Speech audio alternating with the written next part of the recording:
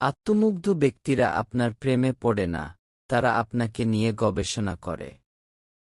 তারা দেখে কিসে আপনি হাসেন, কিসে আপনি নিজেকে গুরুত্বপূর্ণ মনে করেন, আপনি কি পোস্ট করেন, কি ভালোবাসেন, আপনার কিসের অভাব। তারপর তারা এই সব কিছুকে একটি জীবন্ত আয়নার মতো আপনার সামনে তুলে ধরে। প্রথমে এটি জাদুকরী মনে হয়, যেন আপনি এমন একজনকে খুঁজে পেয়েছেন যিনি আপনাকে ঠিক বোঝেন।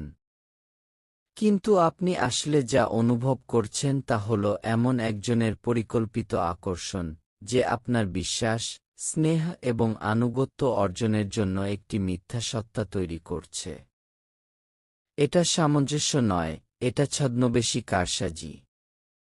আত্মমুগ্ধ ব্যক্তি এমন একটি ব্যক্তিত্ব তৈরি করে যা আপনাকে নিরাপদ এবং বোধগম্য বোধ করায়, যাতে তারা আপনাকে আবেগগতভাবে আটকে ফেলতে পারে এবং যা চায় তা পেতে পারে: মনোযোগ, স্বীকৃতি, সামাজিক মর্যাদা, বা এমনকি থাকার একটি জায়গা।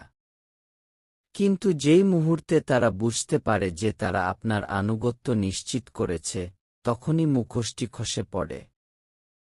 হঠাৎ করে সেই যত্নশীল, মনোযোগী ব্যক্তিটি শীতল, সমালোচক বা দূরত্বপূর্ণ হয়ে ওঠে।